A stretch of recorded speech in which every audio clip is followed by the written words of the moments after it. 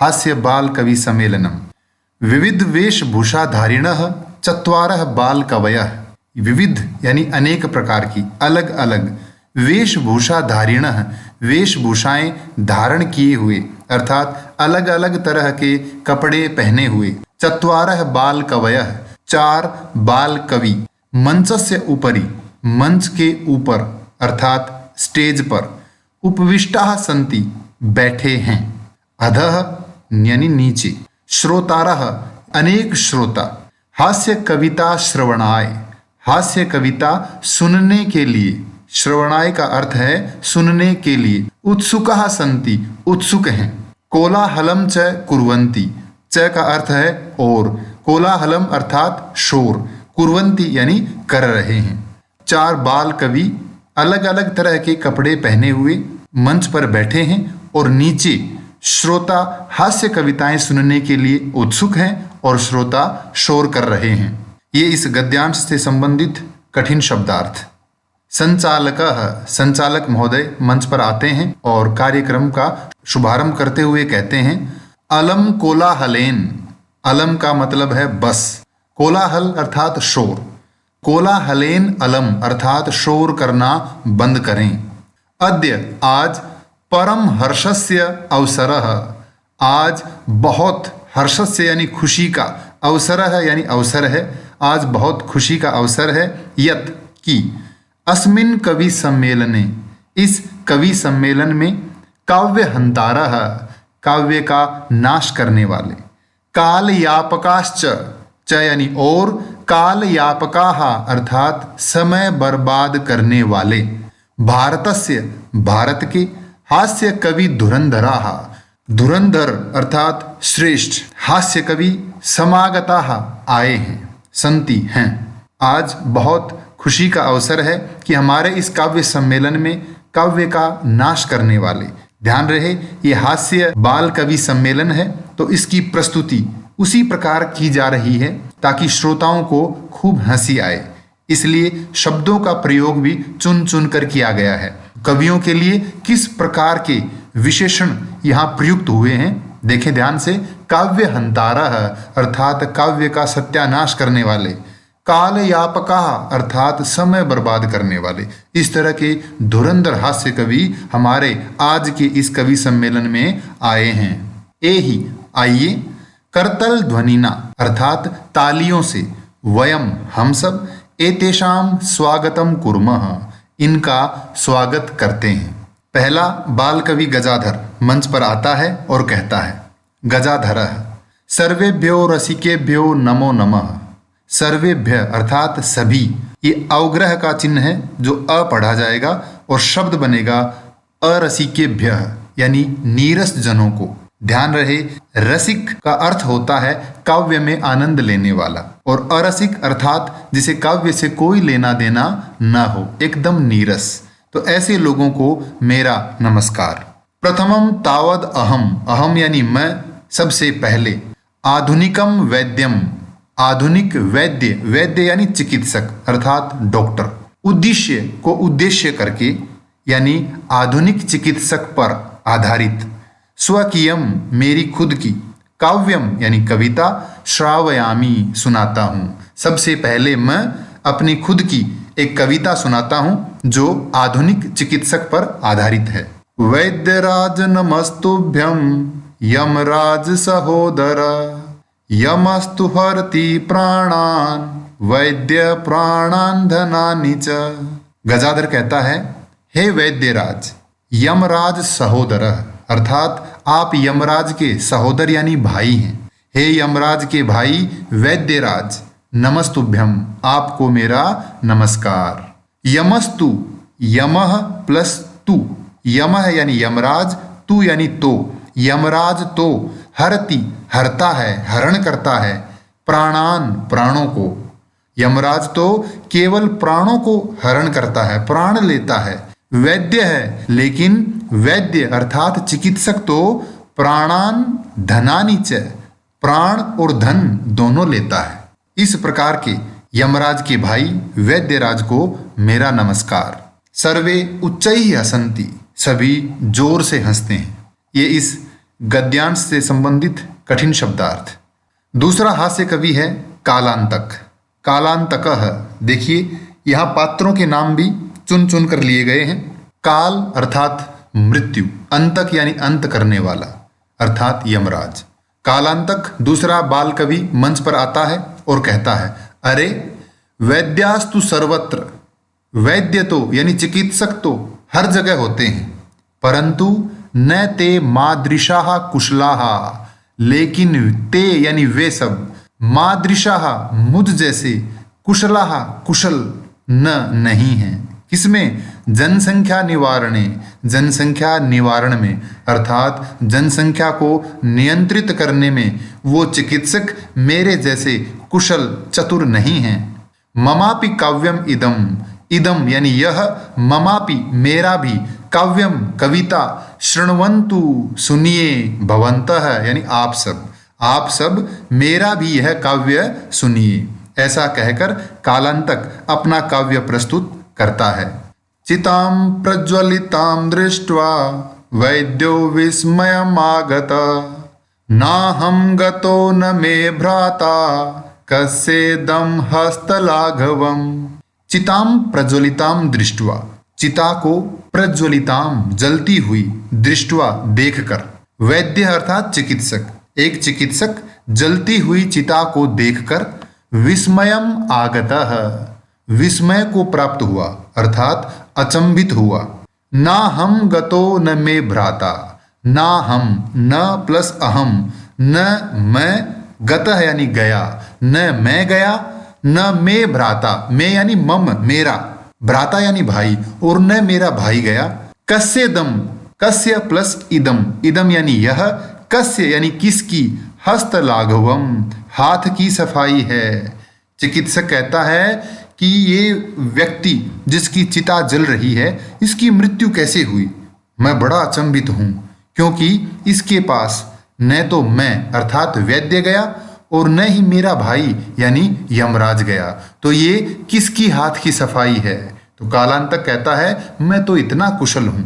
इस काव्य पर सर्वे पुनः हसंती, सब लोग दोबारा जोर से हंसते हैं। ये इस गद्यांश और श्लोक आधारित कठिन शब्दार्थ और यथासंभव उनका संधि विच्छेद। तीसरा हास्य कवि है तुंदिलः यानी तुंदिल।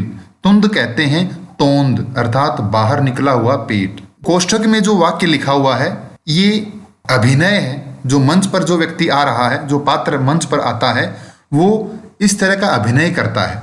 तो तुंदिल किस तरह अभिनय करता है?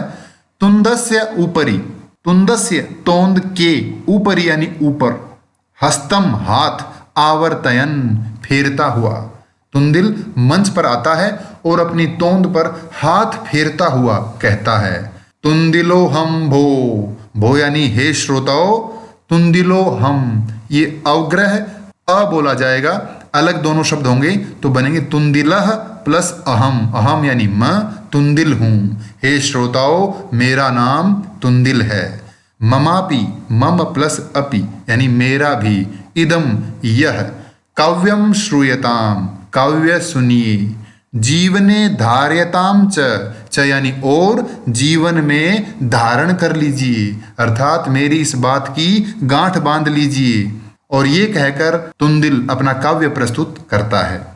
परान्नम प्राप्य दुर्बुद्धे मा शरीरे दयाम कुरु, परान्नम दुर्लभम लोके शरीराणि पुनः पुनः।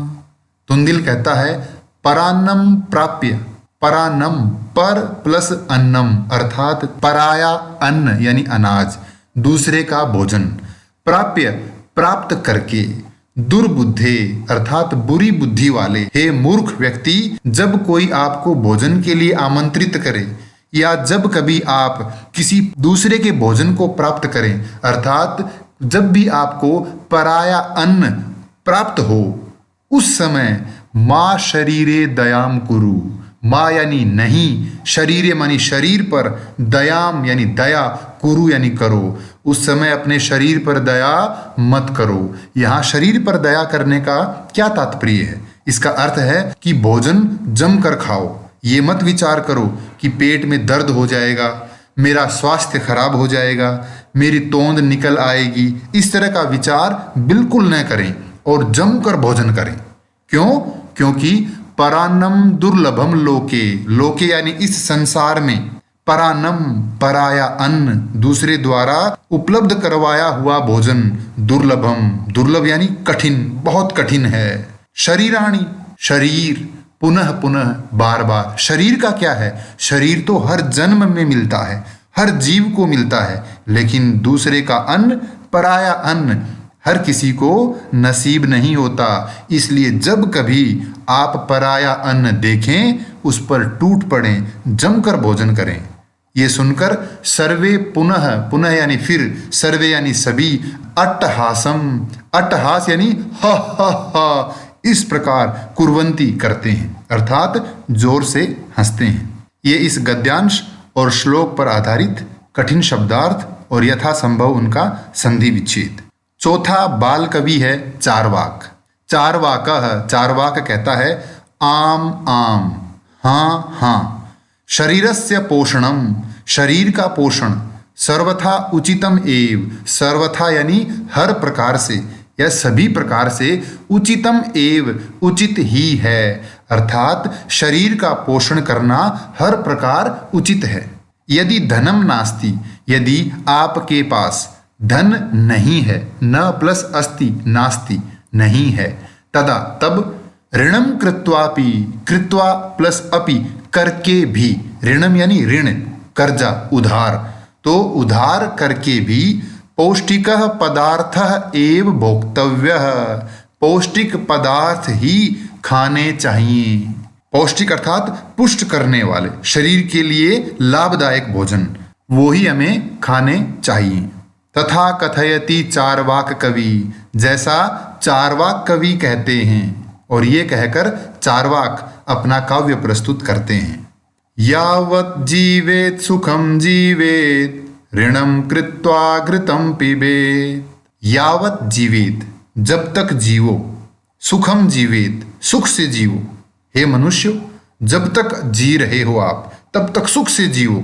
ऋणम कृत्वा, ऋणम यानी कर्ज, उधार, कृत्वा यानी करके भी, घृतम यानी घी, पिबेत यानी पीना चाहिए। जब तक जीवो सुख से जीवो, घी पीवो, चाहे उसके लिए आपको कर्ज लेना पड़ जाए, उधार लेना पड़ जाए। यहाँ घी पीने का अर्थ है स्वादिष्ट भोजन करना, अर्थात अच्छा खाना खाना। आप अच्छा खाना खाओ, यदि पैसा नहीं है तो उधार लेकर के अच्छा खाना खाओ। श्रोतारः, तो श्रोता कहते हैं, तरहि, तो, ऋणस्य, ऋण का, कर्जे का, प्रत्यर्पणम, प्रत्यर्पणम अर्थात लौटाना, कथम यानी कैसे, तो फिर वो कर्ज, वो उधार कैसे चुकाएंगे, कैसे लौटाएंगे। चार्वाकः, चार्वाक कहता है, श्रूयताम मम अवशिष्टम काव्यम, श्रूयताम यानी सुनिए, मम मेरा, अवशिष्टम बचा हुआ, काव्यम यानी काव्य, अर्थात मेरा बचा हुआ काव्य सुनिए तो सही। अभी मेरे श्लोक की एक ही पंक्ति सुनी है, बाकी बचा हुआ काव्य भी सुनिए। ये कहकर चार्वाक अपना शेष काव्य सुनाता है। घृतम पीत्वा श्रमम कृत्वा ऋणम प्रत्यर्पयेत जना। घृतम पीत्वा, घी पीकर, यहाँ घी पीकर, इसका अर्थ है स्वादिष्ट और पौष्टिक भोजन खाकर। श्रमम कृत्वा, श्रमम यानी परिश्रम अर्थात मेहनत, कृत्वा यानी करके, ऋणम यानी कर्ज, उधार, प्रत्यर्पयेत जनः, जनः यानी मनुष्य, प्रत्यर्पयेत यानी लौटाइए, वापस लौटा दो या ऋण उतार दो। हे मनुष्य, आप कर्ज लेकर, उधार लेकर पौष्टिक भोजन खाइए और मेहनत कीजिए और फिर पैसा कमाकर अपना कर्ज यानी उधार वापस चुकता कर दीजिए। ये इस गद्यांश और श्लोक पर आधारित कठिन शब्द और यथासंभव उनका संधि विच्छेद। काव्य पाठ श्रवणेन, काव्य पाठ सुनने से, उत्प्रेरितः प्रेरित होकर, एकः बालकोपि एक बालक भी, आशु कविताम रचयति, आशु कविता का निर्माण करता है। आशु कविता का अर्थ होता है तत्क्षण यानी उसी समय तैयार की हुई कविता। तो बालक उन चारों बाल कवियों की हास्य कविताएं सुन रहा था और सुन करके उसी समय उस बालक ने अपनी एक आशु कविता तैयार की। हास पूर्वकम च श्रावयति, हास पूर्वकम अर्थात हंसते हंसते, श्रावयति सुनाता है। बालक कहता है श्रूयताम श्रूयताम भो, भो यानी हे श्रोताओ सुनिए सुनिए, ममापि काव्यम, मम प्लस अपि यानी मेरा भी काव्य सुनिए। ऐसा कहकर बालक अपना काव्य प्रस्तुत करता है। गजाधरम कविम चैव तुंदिलम भोज्यलोलुपम, कालांतकम तथा वैद्यम चार्वाकम च नमाम्यहम। गजाधरम कविम चैव, गजाधर जैसे कवि को, च प्लस एव और ही, गजाधर जैसे कवि और तुंदिलम भोज्य लोलुपम, तुंदिल नामक जो कवि है उस जैसे भोज्य लोलुप अर्थात भोजन के लोभी को, कालांतकम तथा वैद्यम, कालांतक जैसे वैद्य को, चारवाकम च और चारवाक को, नमाम्य हम, नमामि प्लस अहम मैं नमस्कार करता हूँ। इस बालक ने चारों कवियों की विशेषताएं बताते हुए अपनी एक कविता अर्थात काव्य अर्थात एक श्लोक वहां तैयार किया और सुनाया। क्या कह रहा है बालक कि गजाधर जैसे कवि, तुंदिल जैसे भोजन के लोभी, कालांतक जैसे वैद्य और चारवाक को मैं नमस्कार करता हूँ। काव्यम श्रावयित्वा, काव्य सुनाकर, श्रावयित्वा का अर्थ है सुनाकर, हा हा हा इति कृत्वा हसति, हा हा हा इस प्रकार करके हंसता है अर्थात जोर से हंसता है। अन्य चापी, च प्लस अपि और भी दूसरे लोग, हसंती हंसते हैं, सर्वे गृहम गच्छन्ति सभी घर जाते हैं। ये इस गद्यांश और श्लोक से संबंधित कठिन शब्दार्थ। अब हम चर्चा करेंगे अभ्यास कार्य पर। पहला प्रश्न है उच्चारणम कुरुत, उच्चारण कीजिए। ऊपरी, नीचैहि, कदापि, कुत्र, अधः, बहि, अन्तः, कदा, उच्चैहि, अलम, पुनः, एकदा। दूसरा प्रश्न है मंजूषातः अव्यपदानि चित्वा वाक्यानि पूरयत। मंजूषा अर्थात इस पेटिका से, इस बॉक्स से अव्यपद चुनकर वाक्य पूरे कीजिए। अलम का अर्थ है बस, अंतः यानी अंदर, बहि यानी बाहर, अधः यानी नीचे, ऊपरी यानी ऊपर। पहला है वृक्षस्य ऊपरी खगाः वसन्ति, वृक्ष के ऊपर पक्षी रहते हैं। दूसरा है अलम विवादेन अर्थात विवाद बस करो, झगड़ा बस करो। तीसरा है वर्षा काले गृहात बहि मा गच्छ, वर्षा काल में अर्थात बारिश के समय में घर से बाहर मत जाओ। चौथा है मंचस्य अधः, मंच के नीचे, श्रोतारः उपविष्टाः सन्ति, श्रोता बैठे हैं। पांचवा है छात्राः विद्यालयस्य अन्तः प्रविशन्ति, छात्र विद्यालय के अंदर प्रवेश करते हैं। तीसरा प्रश्न है अशुद्धम पदम चिनुत, अशुद्ध पद चुनकर लिखिए। क, इसमें चार जो है विकल्प दिए हैं, इनमें एक अशुद्ध है वो छांट के लिखना है। गमन्ति, यच्छन्ति, पृच्छन्ति, धावन्ति। इसमें अशुद्ध है गमन्ति क्योंकि इसका शुद्ध रूप होता है गच्छन्ति। धातु गम है लेकिन इसके रूप चलते हैं गच्छति, गच्छत, गच्छन्ति, तो अशुद्ध हुआ गमन्ति। ख, इसमें भी चार विकल्प हैं। रामेण, ग्रहेण, सर्पेण, गजेण।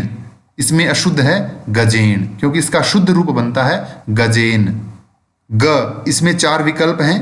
लतया, मातया, रमया, निशया। ये आकारांत स्त्रीलिंग शब्द हैं तो इनका तृतीया विभक्ति एक वचन में रूप है लतया, रमया, निशया। ये शुद्ध हैं, लेकिन मातया ये अशुद्ध है क्योंकि ये मातृ शब्द है और इसका तृतीया विभक्ति एक वचन में बनेगा मात्रा, तो अशुद्ध शब्द हुआ इसमें मातया। घ, इसके चार विकल्प हैं। लते, रमे, माते, प्रिय। इसमें अशुद्ध है माते क्योंकि प्रथमा और द्वितीया विभक्ति के द्विवचन में लता, रमा, प्रिया इनका रूप बनेगा लते, रमे, प्रिय, लेकिन मातृ शब्द का प्रथमा और द्वितीय विभक्ति के द्विवचन में बनेगा मातरऊ।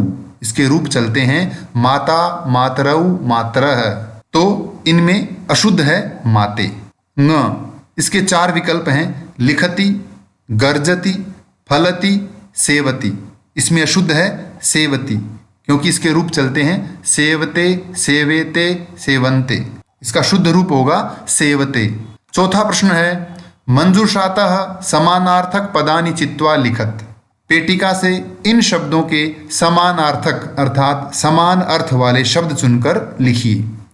प्राप्य प्राप्त करके, लब्ध्वा प्राप्त करके, कुशलाः कुशल, दक्षाः यानी दक्ष, कुशल, चतुर, हर्षस्य हर्ष का यानी खुशी का, प्रसन्नतायाः यानी प्रसन्नता का, देहस्य देह यानी शरीर का, शरीरस्य, वैद्यम यानी चिकित्सक, इसलिए इसका सही होगा चिकित्सकम। 5वां प्रश्न है अधोलिखिता नाम नीचे लिखे हुए प्रश्नानाम प्रश्नों के उत्तराणि उत्तर एक पदेन लिखत एक शब्द में लिखिए। क मंचे कति बाल कवयः उपविष्टाः सन्ति। मंच पर कितने बाल कवि बैठे हैं? उत्तर है चत्वारः अर्थात 4। के कोलाहलम कुर्वन्ति। के यानी कौन, कोलाहलम अर्थात शोर, कुर्वन्ति करते हैं, कौन शोर करते हैं? उत्तर है श्रोतारः श्रोता। गजाधरः कम उद्देश्य काव्यम प्रस्तौति। गजाधर किसको उद्देश्य करके अर्थात किस पर आधारित काव्य प्रस्तुत करता है? उत्तर है आधुनिकम वैद्यम, आधुनिक वैद्य को। तुंदिलः कस्य ऊपरी हस्तम आवर्तयति। तुंदिल किसके ऊपर हाथ फेरता है? उत्तर है तुंदस्य अर्थात तौंद के ऊपर। लोके पुनः पुनः कानि भवन्ति।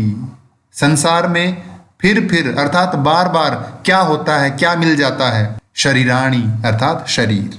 किम कृत्वा घृतम पिबेत। क्या करके घी पीना चाहिए? ऋणम अर्थात उधार या कर्ज। 6ठा प्रश्न है मंजूषातः पदानि चित्वा। पेटिका से पद चुनकर कथायाः पूर्तिम कुरुत। कथा की पूर्ति कीजिए। पुरा एकस्य नृपस्य। प्राचीन समय में, पुरा का अर्थ है प्राचीन समय में, एकस्य नृपस्य एक राजा का, एकः प्रियः वानरः आसीत् एक प्रिय बंदर था। एकदा यानी एक बार, नृपः सुप्तः आसीत् राजा सोया हुआ था। वानरः यानी बंदर, व्यजनेन पंखे से, तम उसको यानी राजा को, अविजयत हवा कर रहा था। तदैव उसी समय, एका मक्षिका एक मक्खी, नृपस्य नासिकायाम राजा की नाक पर, उपाविशत बैठ गई। यद्यपि हालांकि, वानरः बंदर, वारम वारम बार बार, व्यजनेन पंखे से, ताम निवारयति स्म उसे हटा रहा था, तथापि फिर भी, सा वह यानी मक्खी, पुनः पुनः बार बार, नृपस्य नासिकायाम एव राजा की नाक पर ही, उपविशति स्म बैठ जाती थी।